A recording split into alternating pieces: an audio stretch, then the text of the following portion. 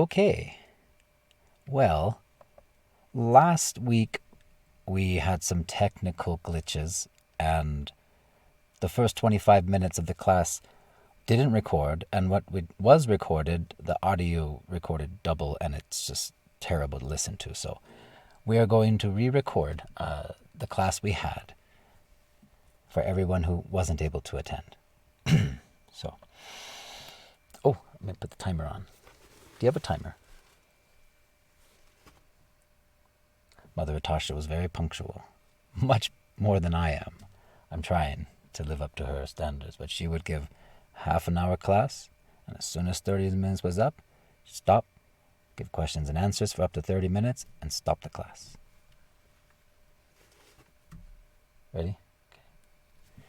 Jai Mother Atasha, Jai Prem Dharmo, Jai Bhaktivinoda, Jai. English. All glories to Mother Atasha, all glories to religion of love, all glories to the assembled devotees, all glories to the Supreme Lord. Please, Lord, help us live out these teachings and be an example of love in the world. Jai. We left off at the end of page 16 in the first book, The Religion of Love, wherein a man asks, what is the root of all the evil in the world? That knowing, we might pluck it out. Ignorance is the enemy you seek, I said. Ignorance. Ignorance is the root of all evil. And a certain man said, speak more of this. And yes, said another, that in this time your words might be as a light to us, and to all who can hear, for the night is drawing in, and the world grows dark. And I in answer said, fear not, for God is with us all, and darkness cannot stand before the light. And as they asked, so did I answer, telling of a time on the eastern plain, after the rains, when it was beginning to be cold, and she had sat, wrapped in her shawl, against the night's chill, with some few disciples, and taught us with a tale of 4 men who were given a gold coin. The first man, she said, was a Greek, who said, with this coin we should buy staffel. But the second man, who was a Persian, said, no, I want angur. The third was a Turk, and he said, I do not want angur, I want uzum. And the fourth, an Arab, insisted they buy inab. And so they began to fight, for in their ignorance they did not know that each, in his own language, had wanted the very same thing. Grapes. False leaders, she said to us, teach that it is your differences that make you enemies. But it is not your differences that are the enemy, but ignorance. Do not become the enemy of your enemy, she warned. It is not necessary to kill a man, only to kill the ignorance in man. The sufferings of man will only be solved by a spiritual revolution, for nothing will change until the heart of man is changed.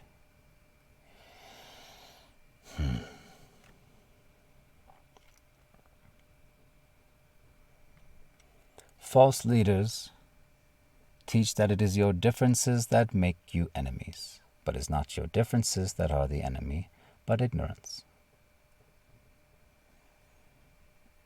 Any sane person knows that differences do not make us enemies.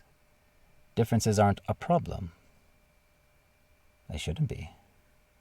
Not the superficial things that don't really matter, right? Such as differences of skin color, differences of gender, differences of nationality, just where you're born, differences of musical taste, or differences of palate, different foods you like. These are differences, yes?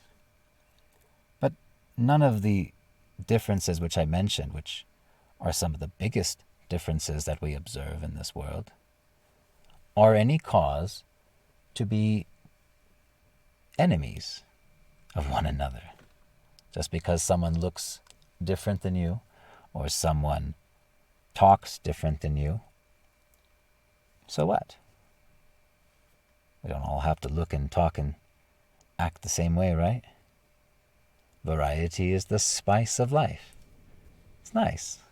It's nice having everything different, It makes everything more fun, more exciting, more interesting, right? That's why people like going to the cities, right? To go to restaurants, because there's so many different types of restaurants. Oh, there's a Japanese restaurant. Oh, there's a nice Mexican restaurant. Ooh, an Ethiopian place. Ooh, it's all the variety, right? Makes things more enjoyable in life, no? But differences are used by false leaders as a type of scapegoat or just a target for their hate, so that they can coerce the people to act in such a way that will fulfill their own twisted desires. This is not religion. This is most definitely irreligion. No. God does not create divisions in society based on bodily designations. No. God does not divide us based on our race. God does not divide us based on our gender, our age, our economic standing, our nationality. Oh, God forbid, our religion. You think God is trying to divide all of his children? What is that nonsense? God is trying to, make us fight and squabble? No. God did not create these divisions in the world. These are all made by man. These are all false ideologies. This is all ignorance. And it is perpetrated and perpetuated by men whose consciousness is darkly covered in ignorance.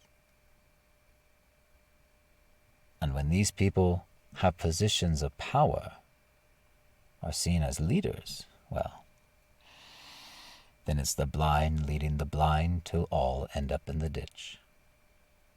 And as we can see in this world, there is plenty of war, plenty of hate, plenty of violence, plenty of inequality, a lot of strife and suffering, so much of it unnecessary and needless. None of this is what God has given. This is all what man has done in twisting what God has given. God does not make these divisions. God does not see Hindu, Muslim, Christian, Buddhist, Jew, atheist. No, none of that. God just sees all of us, his children, and wants us all to come home to him in love. That is the same goal of every single prophet, messenger, saint, spiritual master in disciplic succession. They all have the same goal, which is God's goal, is God's mission, to reclaim all his fallen children back home. Come home to him in love. Every single time the Lord sends his periodic reminders to the world, it's done so in great love. Just think of all the wonderful messengers who we honor and revere.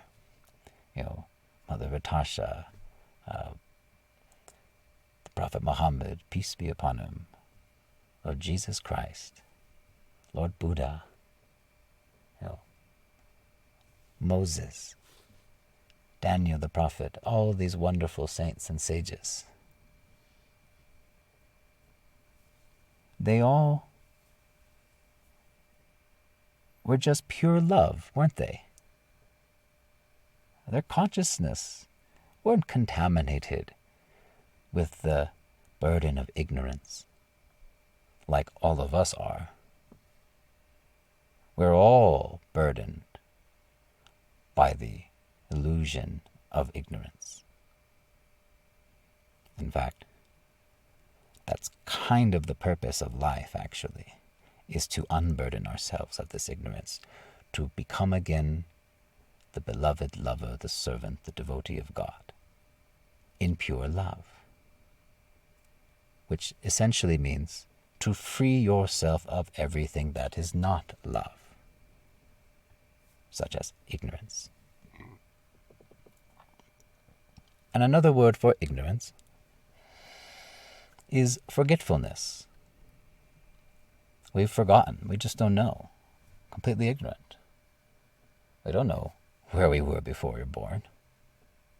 We don't know where we're going to go when we die, honestly. We don't know how we ended up here, what the purpose of life is, who God is, what our relationship with is, how to actually fulfill all that. Ooh. No, we've forgotten all this because we've been covered over in ignorance. This is the nature of the illusory energy of the material world. Keeps us in the illusion that we are these temporary bodies. We make everything we do related to these bodies.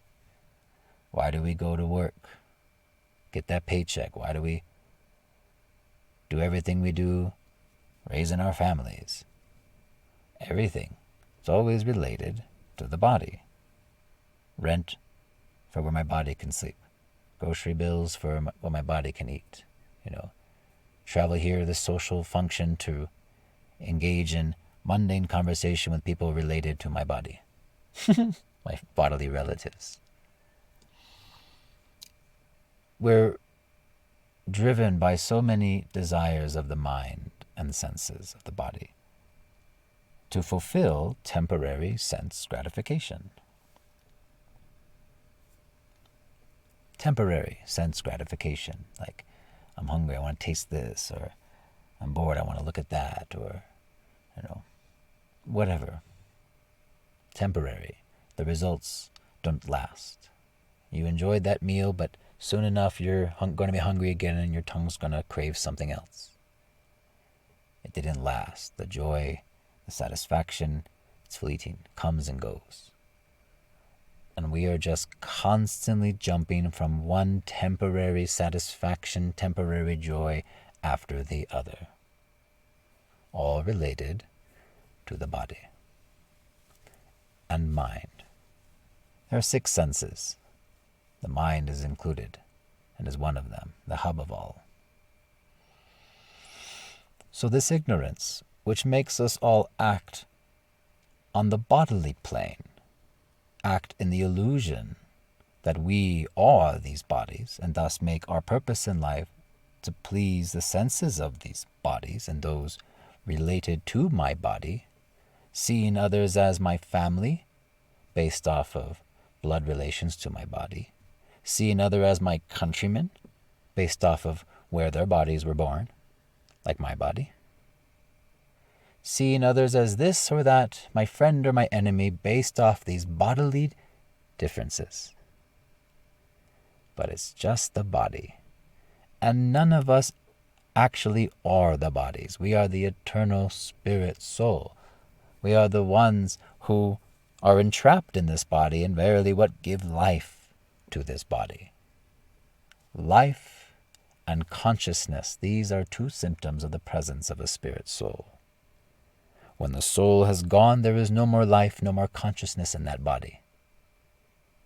It is the spirit soul that powers this body, gives it life, gives it consciousness. However, that original pure consciousness, eternal, blissful consciousness of love of God, that has been covered over by the filter of the illusory energy. the false ego, the conception of the body as self. Break through that. Lesson number 1, Aham Brahmasmi. I am spirit soul, not this body. Break through that.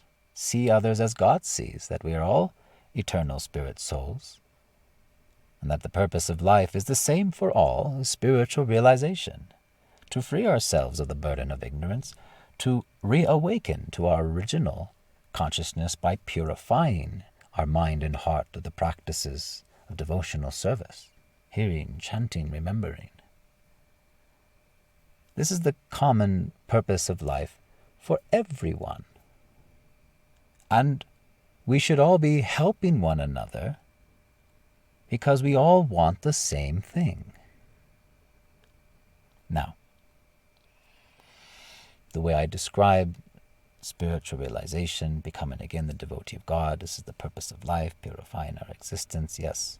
This may have not been worded or thought of by many as the prime goal in life. Well then, let me put it this way then. We all want the same thing, like the 4 men given the gold coin, who all were in their own language, were actually saying they wanted grapes to eat.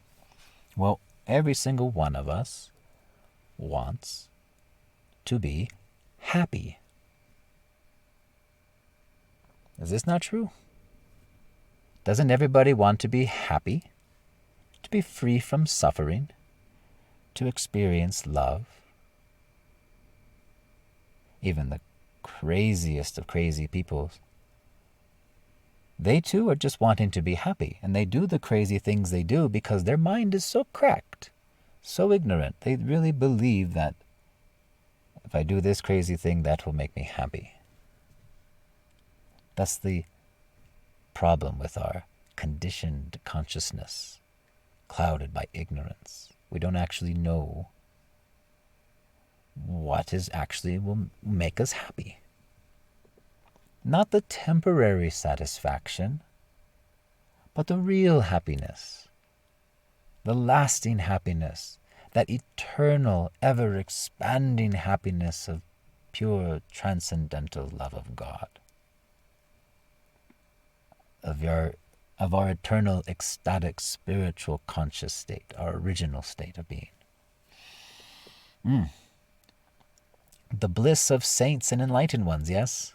That inner peace, that ecstatic spiritual bliss that the saints have experienced.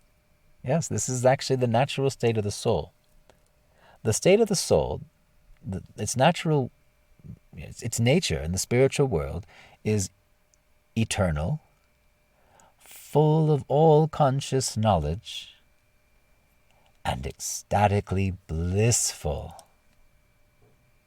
Not happy, not joyful, ecstatically blissful. Just like electrifying, like beyond any measure of happiness you can possibly imagine. Think of the happiest you can possibly think of yourself experiencing, the ultimate happiness, and then dial that up like a billion, a trillion, and it still doesn't hold a candle to our spiritual state of being. And that can be unlocked, and we can experience that again if we follow in the footsteps of those who came before us and walk those steps themselves under the guidance of one who also walked those steps themselves, learning from a master who heard from a master who heard from a master in an unbroken lineage of enlightened, blissful, pure devotees of God, spiritual masters, and messengers of God, who give us God's pure truth.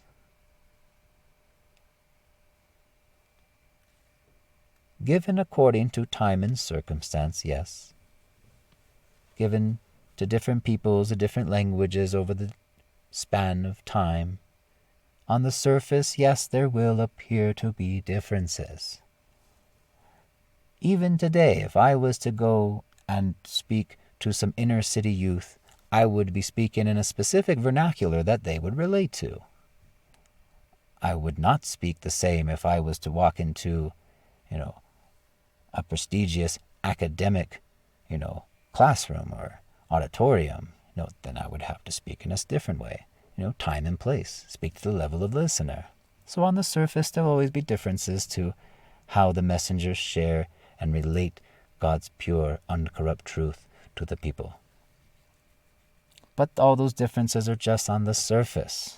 There's no reason to take those surface differences and use that as your cry to war and declare all of these people your enemies.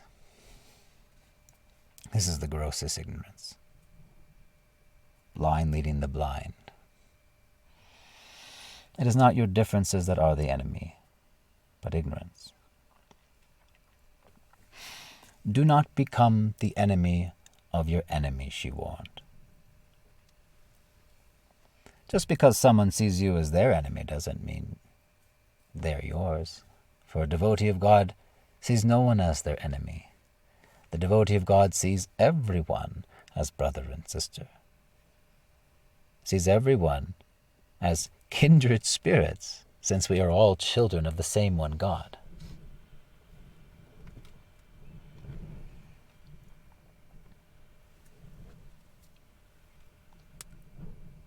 That's how we are all meant to see as God sees.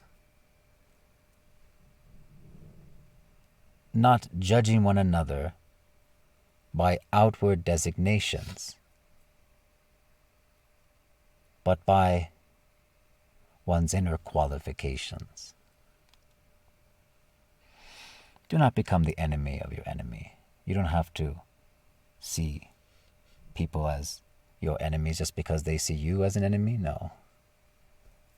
You can be free from all that hatred, all that animosity, all that ignorance, when you understand that it isn't necessary to kill a man, only to kill the ignorance in man.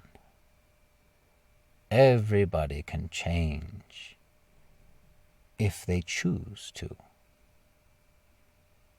Everyone is a pure devotee of God, just covered over. And I know some whose minds are so dark and demonic. Yes, even them too are pure devotees of the Lord, whom God wishes to be free from suffering and return home. They're just much more covered over. Heaven and hell aren't so much places as they are degrees of consciousness which measure how near to or far from we are to truth. And what is that truth? That truth is love of God. For love of God is the manifestation of all knowledge, of all realization. It is the highest realization, pure love of God, free from all bodily conception of life, free from all material desires, wanting only to be engaged in the selfless loving service of the Lord and transcendental bliss.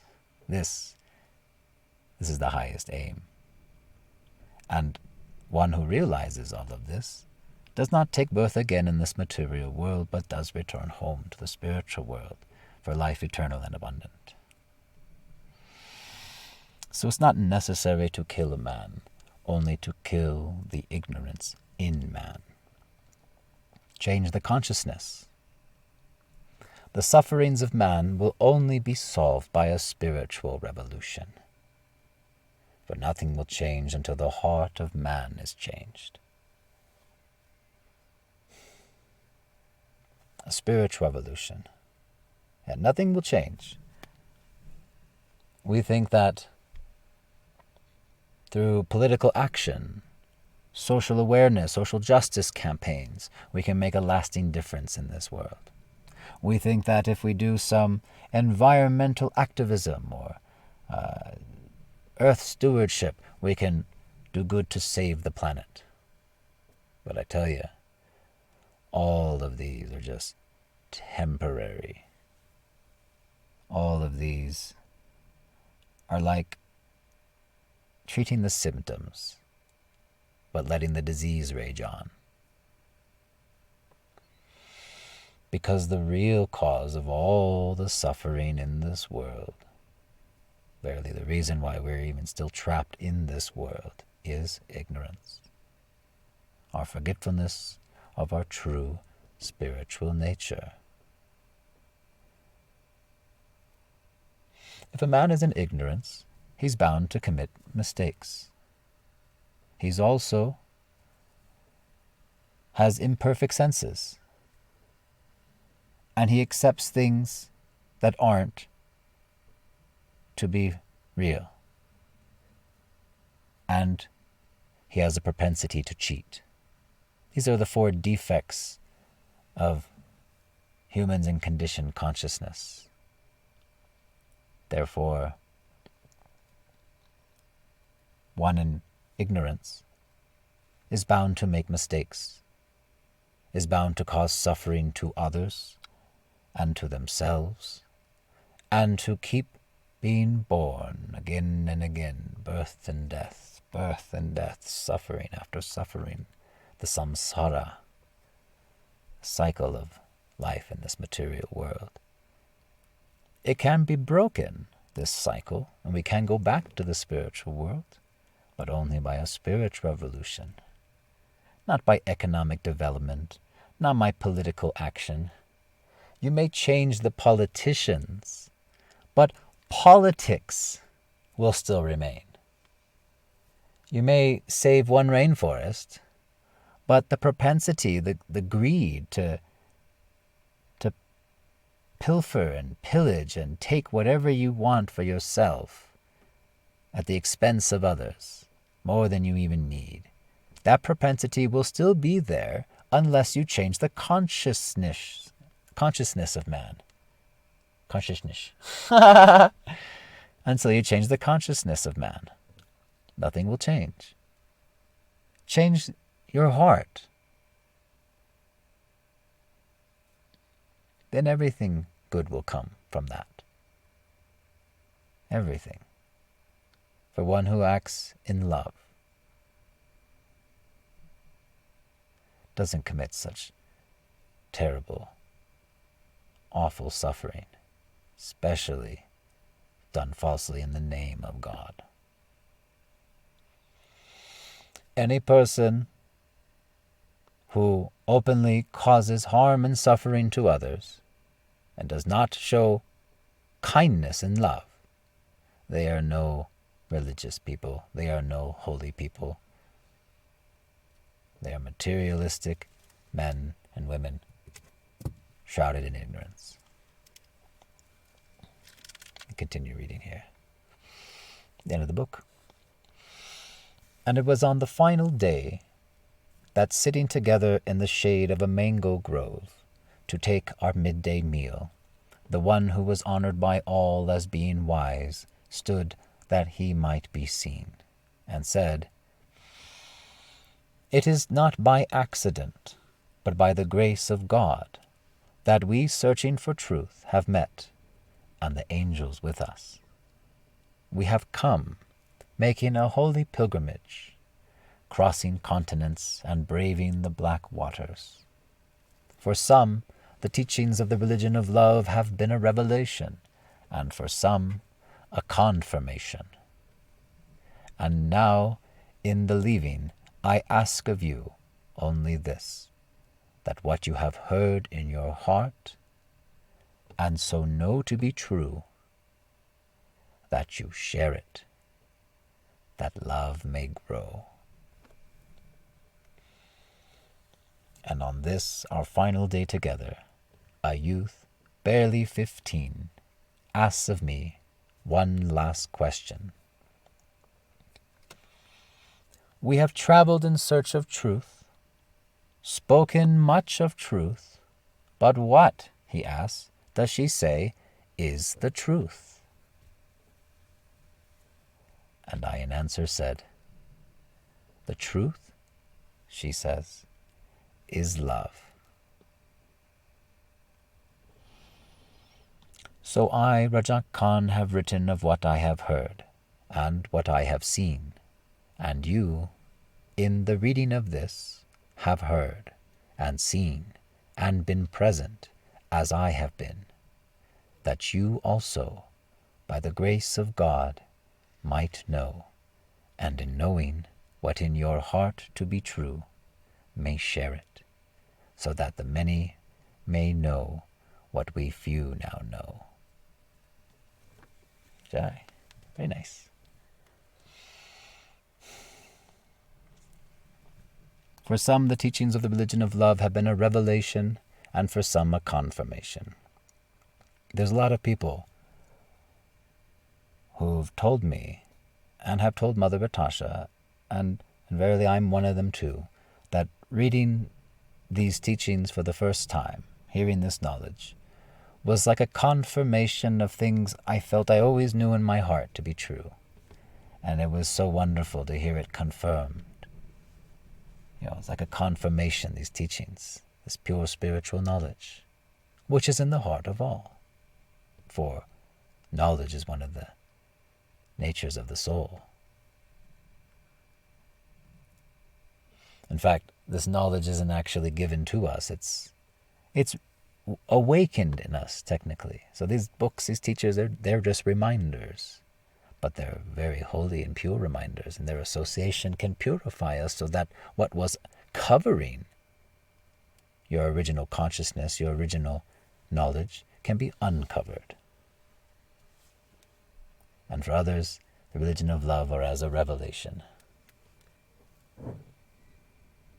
Has it been 30 minutes? All right, let me restart the timer.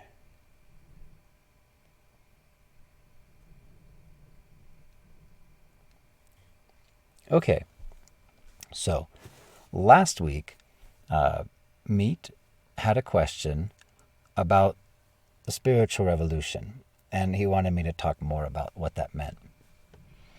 So, in remembering his question, I'll just pretend like he asked that, and here we go. I'm answering again. Let's fill in the. We got an hour slot to fill. Let's fill her up. Just kidding. We don't have to fill an hour. But an hour is the cutoff, hopefully. I don't want to make these too long. Anyways, so a spiritual revolution. All right, so what is our idea when we think of the word revolution?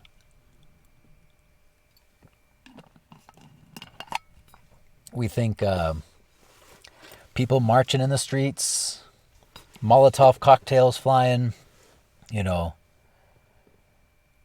corrupt regimes fallen and people uprising, creating new governments, right? This is what we think when we hear the word revolution. Vive la révolution! Anyways, this is not technically what the word actually means. Because the word revolution comes from the word revolve. And what does revolve mean? It means to go around, like a tire or a wheel. It revolves. It starts at one point. It travels on its diameter, or it travels along its circumference, and then comes back to origin. And when you've gone all the way around and returned to origin, you've completed one revolution. So this is the original use of the word. And this is exactly what spiritual realization is. Because spiritual realization is essentially a spiritual revolution within your own heart. Because you are revolving, you are returning back again to your original consciousness, to your pure state of being. You're not making something new, like changing the government from one to another type of government, or changing your consciousness to a different type of material consciousness. It's not about ideologies or isms or whatever philosophies. It's about returning to our original spiritual consciousness. Our original state of being as we were in the spiritual kingdom of God before coming to this material world. So, a spiritual revolution is when one individual ignites the fire of devotional service within their heart and purifies their consciousness, their mind, their heart of all the dark, ignorant things of matter and illusion, all the things not of love, all that is false. And by their shining example, living in love, they inspire those around them to do the same. Just like one small candle can light many. So the lover of God is like a lamp lit. The lamp isn't meant to just shine for itself and you just look and say, ooh, nice lamp. No, the lamp shines light on all around it so that everyone who stands within the light of that lamp can also see. Just as we are able to see God's truth through the eyes of those who live it and see it for themselves.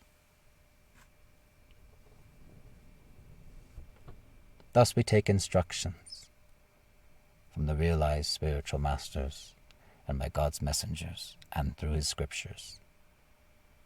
And we do our best to live the message of love of God. Not just with our words, but with our life. Really live it. Really be good. Not seek to feel good, but be good. And being good, being a just, honest, kind person in this world can be difficult.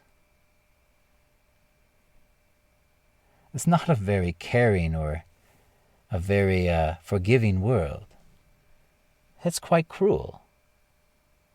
And honest men often are corrupted. But one who seeks to rid themselves of all the corruption of material ignorance and seeks to become again the lover of God, they are walking the path made straight, the path by which a man can come again to God, and by walking that path are they transformed. Yet the more they are transformed, the more themselves, their real selves, they become. An enlightened person is basically someone who just cleaned away all the dirt of ignorance from so much following rightly the instructions and practicing daily the purifying processes of devotional service, until finally there was no dirt left and all that remained was pure love, pure consciousness, no longer contaminated by the four defects of material conditioned consciousness, consciousness shrouded in ignorance.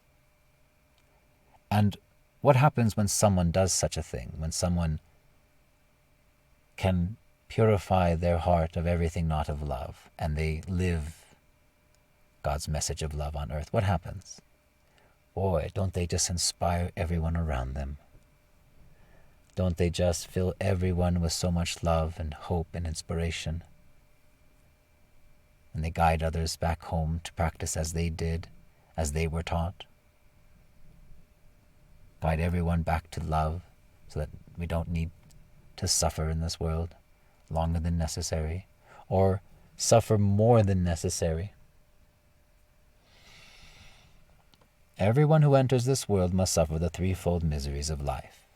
Miseries caused by nature, heat, cold, natural disasters, bugs. Miseries caused by other people. And miseries caused by our own minds and body. Disease, depression, illness, We're our own worst enemies, I tell you. Well, nature, it's tough to avoid suffering of nature.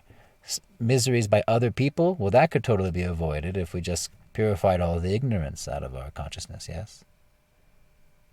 Easier said than done. And miseries caused by our own minds and bodies, well, yeah. These bodies are prone to birth, death, old age, and disease. Nothing stopping that. Every body is. Everybody. Every material body is subject to these. But we need not suffer our minds, though. That is an optional one, thankfully. Well, not optional in the beginning, but by the practices of spiritual realization, following this process, yes, you can free yourselves from the sufferings of the mind. It's very possible. That's called inner peace. And it's unshakable when the world shakes around you. So anyways, spiritual revolution is realizing that nothing really is going to have a lasting impact in this world. Then freeing ourselves from it entirely.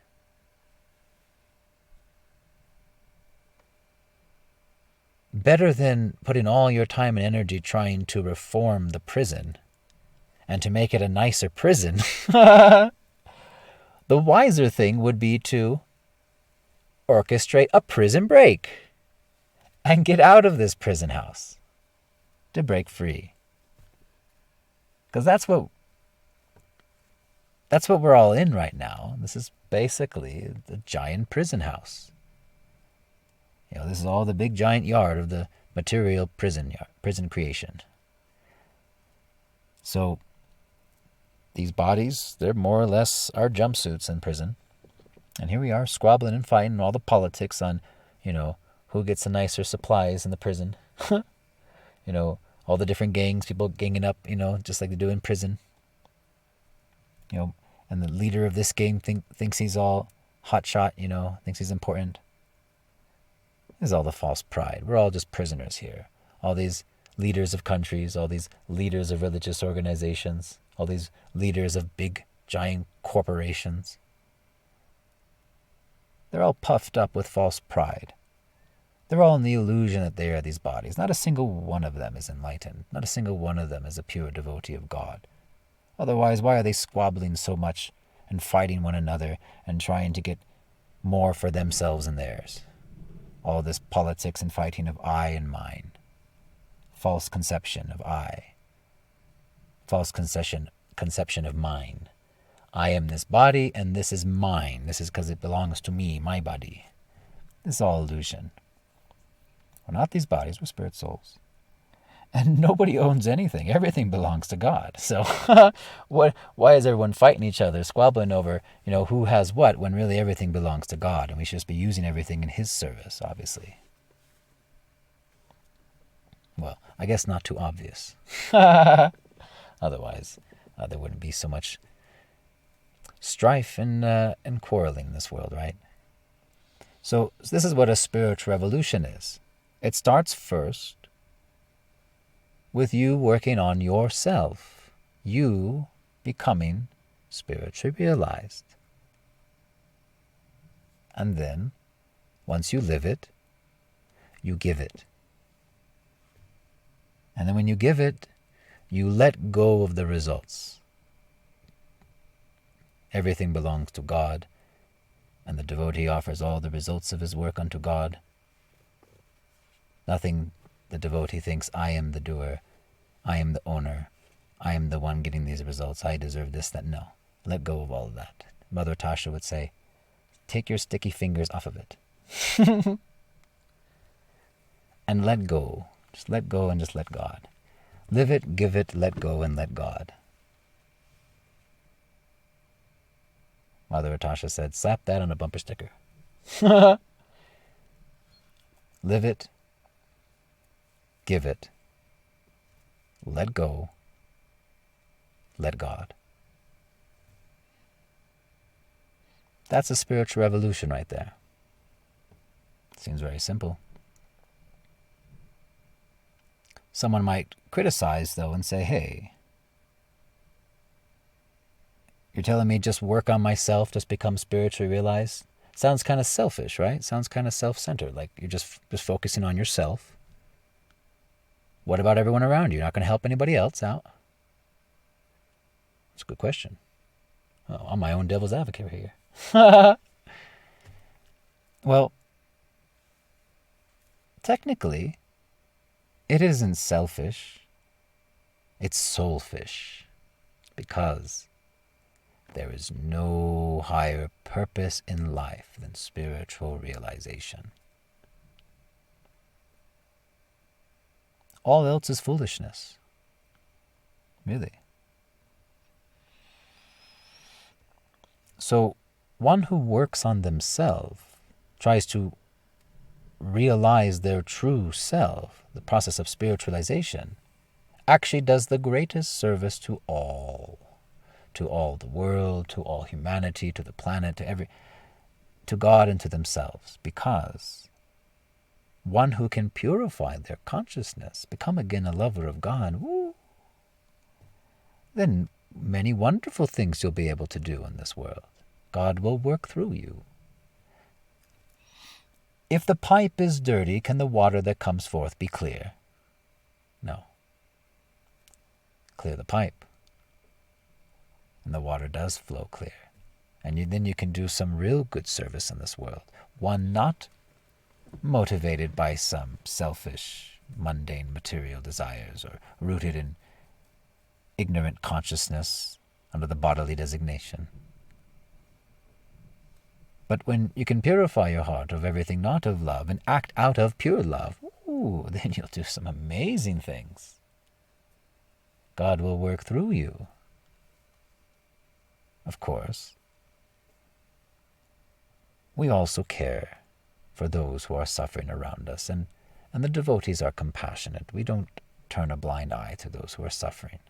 Even though we know that the real cure for suffering is to get free from the prison house, still if someone's, so thirsty or so hungry or, they feel so unsafe in that prison, well, they're not going to be in a good spot to hear any good knowledge to help them get out of it.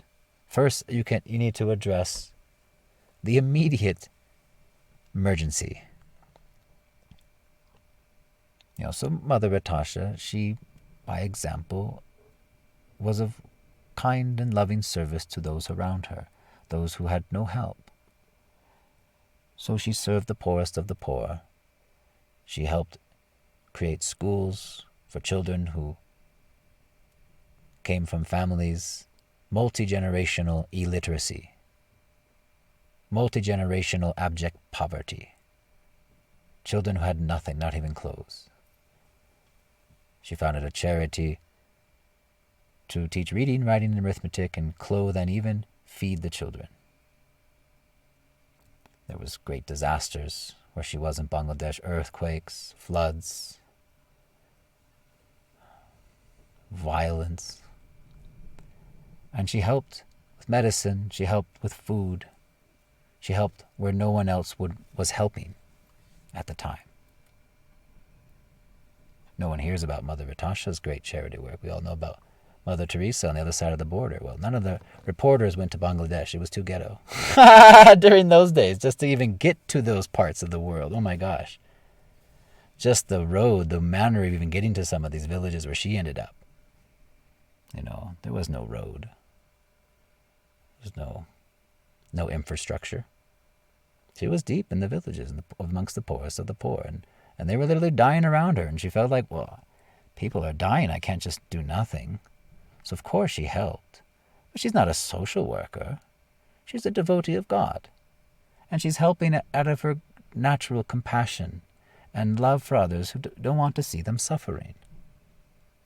So she did so much wonderful charity work. She didn't want any attention or any aggrandizement for herself, none of that. And did everything she could. So she did not neglect the body. Of course, we have to care for the bodies which are temporary, but also we must care for the soul which is eternal. And that is our primary work. That is our main focus in life. We put so much of our time and attention, energy on the body, but how much do we put for our spirit soul? How much are we preparing for death and life after death? Most of us just live with our heads buried in the sand, ignorant of impending death. And we don't want to think about it. We just want to go on enjoying as long as we possibly can. I just want to enjoy. Enjoy life. And they enjoy all the way up to the end. And they see death as their enemy, because it means an end to their enjoyment, their material enjoyment. And death comes for all. And when it finally comes, too late will you wish you lived your life in the service of God, not in the service of gold. Otherwise, bummer. Maybe do all this over again. Repeat. Add another quarter in the machine. Restart. New avatar. New body. You pick up where you left off at in your consciousness from the last life. God help you, wherever that consciousness was pointing to at the time of death. So Mother Atasha, she cared for the people in all ways, but her primary focus was on spiritual knowledge. And when she gave charitable help, humanitarian aid, food, education, small business loans without interest, educational training in agriculture, irrigation, electrification, carpentry, sewing, handicrafts, all given free, huge medical eye camps, taking care of thousands of people at a time with free medicine, free operations on the eyes. Never did she ask anything from anybody. There was no, like some of these organizations we've seen in Bangladesh, don't want to say, but some religious organizations that they offer bags of rice and food and support if you convert to their religion. Oh, that's very naughty. Very naughty. Well, and absolute nonsense. No, there was no expectation given. Everyone would come. In fact, even people that tried to murder Mother Atasha and her disciples, yes, crazy people, even they were recipients of the charities work that Mother Atasha led. She didn't turn anybody away. No one was turned away who needed help. And this is love. This is unconditional love, as one who acts as a devotee of God, one who is a devotee of God, like Mother Atasha was. But the greatest help, the greatest gift that one can give is the gift of spiritual knowledge. The gift of how to break free from all of our causes of suffering, break free from this world. So this is what a spiritual revolution is. It starts in your own heart, and you share it with others, and they ignite in their own heart the same revolution. It doesn't look like masses in the streets or big fanfare and hoopla. In fact, it's much more meek, humble, and down to earth than that. Just as Mother Atasha was. She was very, very down to earth. She wasn't woo-woo or anything. Yes, she was the all-knowing, supremely wise spiritual master and very grave. But at the same time, she was down to earth. She was humble. She was gentle. She was meek, caring, kind, loving. And very, very practical. Everything she did was practical. Why do we do eye camps, she would say? Why do you focus on the eyes? Well, she said, practically speaking, we just want to what's the most good we can do with what little money we had. So if someone's blind, they can't do anything. They're just a burden to themselves. They're just a beggar. Cure the blindness, and now that person can work and help themselves. You're helping people help themselves in a sense. They're no longer burdens. And it was a way to use as much as we could raise through funding to do the most good.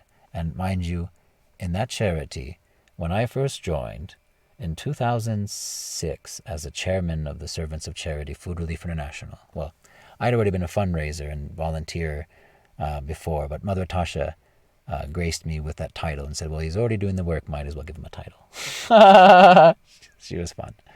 And it was 2006, December, in Jeshore, Bangladesh. There was about 10,000 people showed up. 10,000 people and their relatives who came with them. Everybody got free medicine. Everybody got eyeglasses, eye drops, things needed to even prevent blindness. And there was up to 100 operations the following day. Every one of the success. And everyone was fed too. Everyone got a nice nutritious meal, vegetarian khichdi.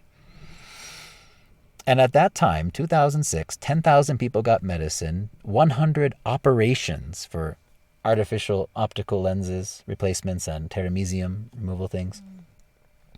I know I was the one holding a flashlight for the doctor doing the operation. That was how sophisticated our mobile medical camp was, set up in this village school that we sanitized down the days before. Cleaner than the hospitals, I tell you, actually. Since 1985, not a single infection or failed operation. Unheard of in organizations, except Mother Tasha's. And all of that, and guess what it cost? All of that money. How much money it cost to do all that work?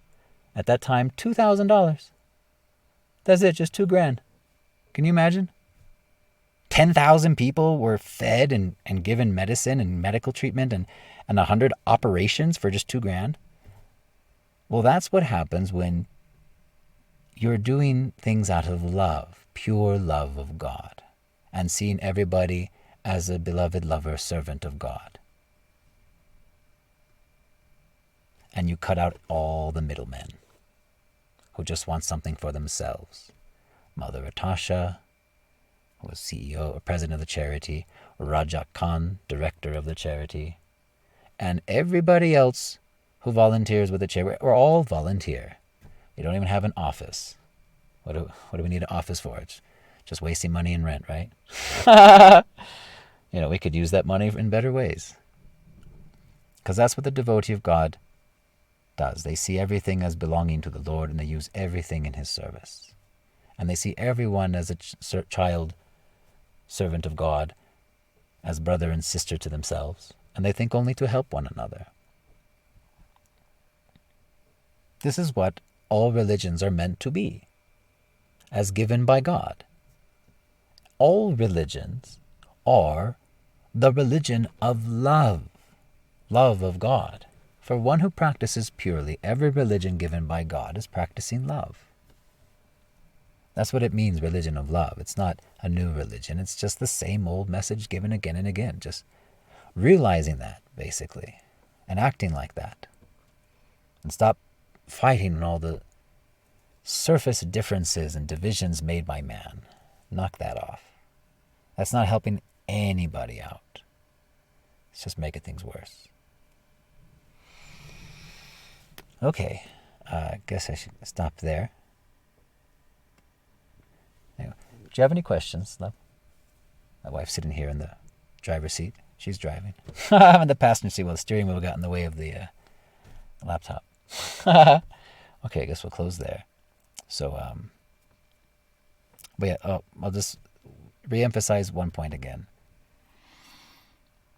By working on yourself, purifying yourself, trying to make yourself a better person, that is the best thing that anybody could ever do. Become spiritually realized. Become again the devotee, the beloved lover of God. Purify your heart and mind of everything not of love, of all the dirt of ignorance. Cleanse all that dust from the mirror of the mind, and come again to pure truth, to pure love. There is no higher purpose, and there is no greater endeavor one could aspire toward all of my love and respect to everyone who is a transcendentalist or is a sincere practitioner of any religion. That's what it means. All glories to the assembled devotees. All glories to the lovers of God. Jai Bhakta Vrinda. All glories to everyone who has taken up the path made straight, to make themselves straight before God, and to live, act, speak, and think in love, and work only for God's mission, to live it, give it, let go, and let God. So, all glories, Mother Atasha, all glories to religion of love, all glories to the assembled devotees. Jai.